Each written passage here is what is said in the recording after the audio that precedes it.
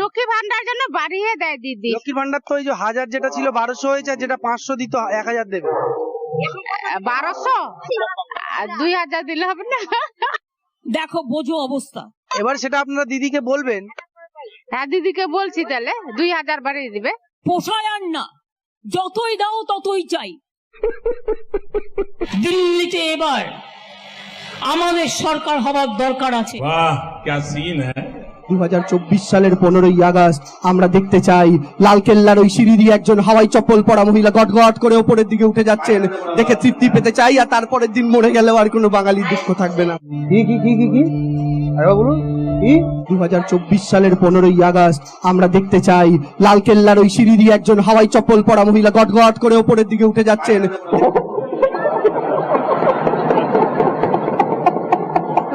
তাই আমরা বলি, দেখবে সেদিন চমকে যাবে যতই করো খিল্লি, দেখবে সেদিন চমকে যাবে যতই করো খিল্লি, একটি পায়ে নবান্নে সে দু পায়ে যাবে দিল্লি।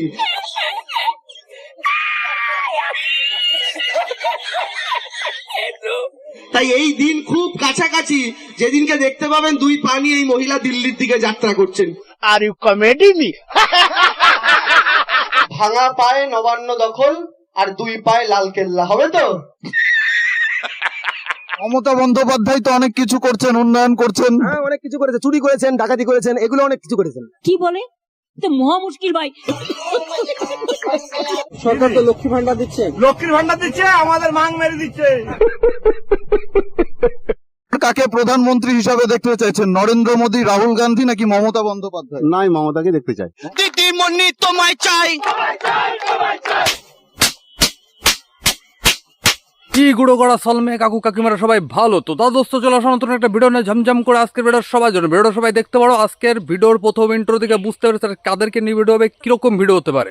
আজকে দুটো বিষয় কথা হবে। একটা বিষয় হচ্ছে আমাদের দেবাংশু দাদা কিরকম ভাবে তমলুকে জিতে গেল, আর 2 নম্বর কথা হচ্ছে আমাদের দিদি কিভাবে 2024-এ প্রধানমন্ত্রী হলো। তা দোস্ত চলো বেশি ঝাড় পাকম না করে সোজা ভিডিওর দিকে আগানো যায়। আমরা তাই বলি, এক পা নিয়ে মহিলাটা 21-এ কেমন লড়লো দেখলেন তো, ভাঙা পায়।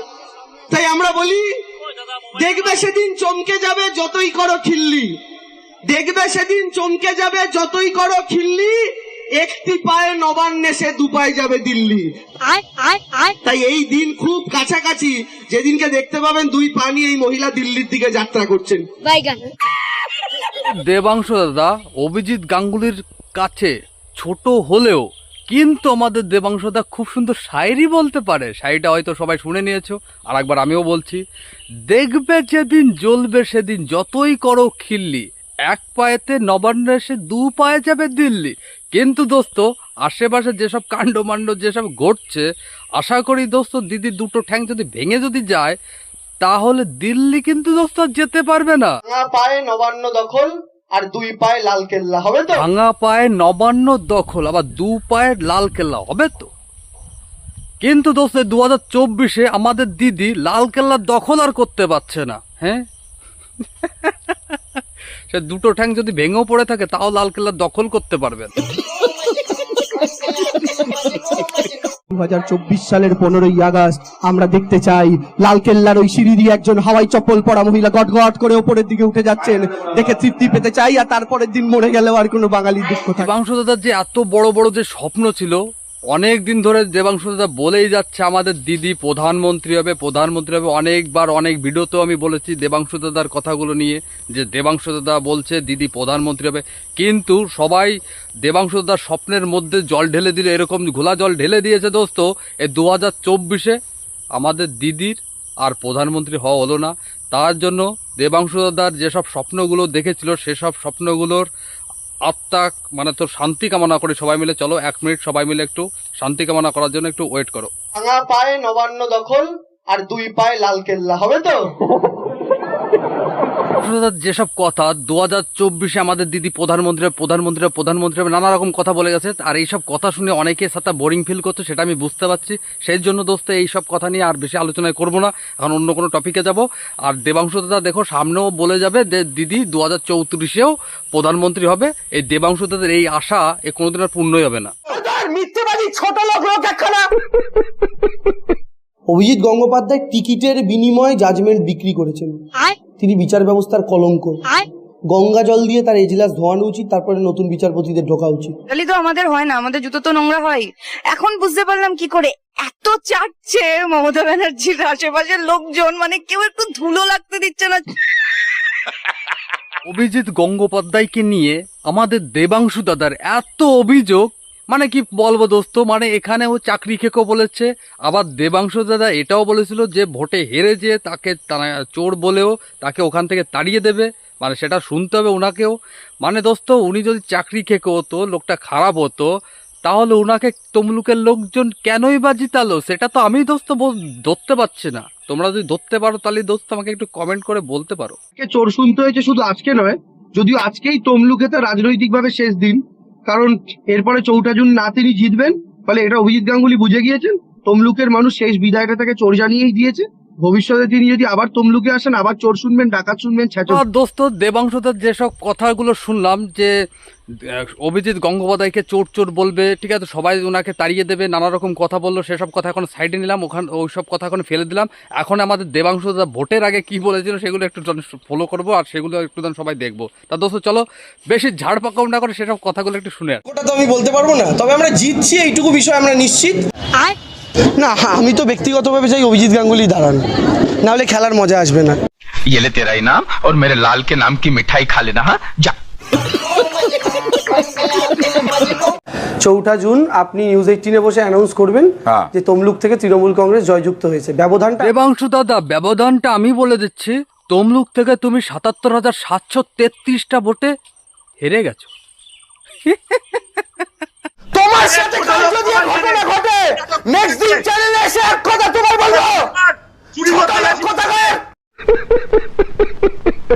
তো ভগবান রাম কি করতে চাইছে সেটা দোস্ত আমি ধরতে পারছি না। এইদিকে ইউপিতে যেখানে রামের জন্মভূমি, সেখানেও বিজেপি হেরে গেছে, আর এইদিকে আমাদের দেবাংশু দাদা রামের চেলা, সেও হেরে গেছে। মিথ্যেবাদী ছোট লোক একখানা, মিথ্যে কথা বলছি। এবং আমি শুধুমাত্র একটা কথা বলতে চাই, নিশ্চিত থাকুন প্রত্যেকে, এই আসন আমরা জিতছি। দেবাংশু দাদা, আমরাও অপেক্ষায় ছিলাম, ওয়েট করেছিলাম, তুমি 77,733টা ভোটে হেরে যে নতুন সংসদ ভবনের সামনে গেটে শুয়ে থাকবে, না তমলুক থেকে রিটার্ন কোথায় যাবে, কালীঘাটের চৌকাঠে যে শুয়ে থাকবে। দরকার হলে ওর আর দিদির দরজার মাঝখানে আমি শুয়ে থাকবো, সেই রাস্তাটার মধ্যে আমি ঢুকতে দেবো না। আমি আপনাদের থেকে ভোট ভিক্ষা চাইতে আসিনি। কেন জানেন? কারণ ভিক্ষার জিনিস ফেরত হয় না।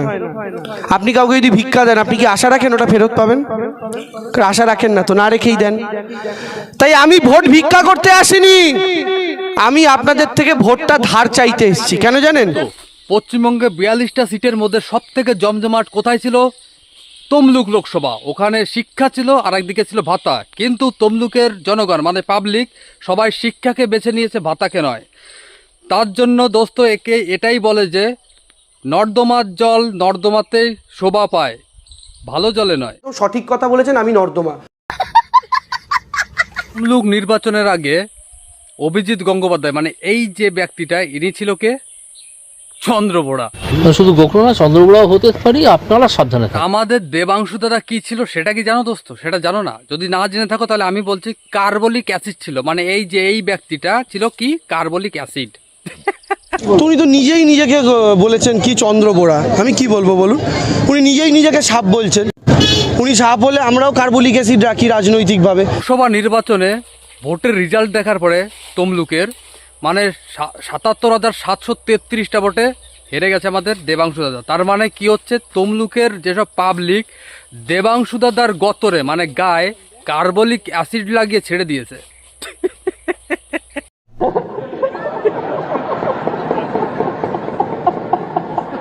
আমাদের প্রার্থী আর আমাদের দেবাংশু দাদা রাস্তাতে ধরো যাচ্ছে, যেতে যেতে হঠাৎ করে দেবাংশু দাদার চোখে পড়লো অভিজিৎ গাঙ্গুলিকে। দেখার পরে দোস্ত ঠিক এরকম রিয়াকশন হবে।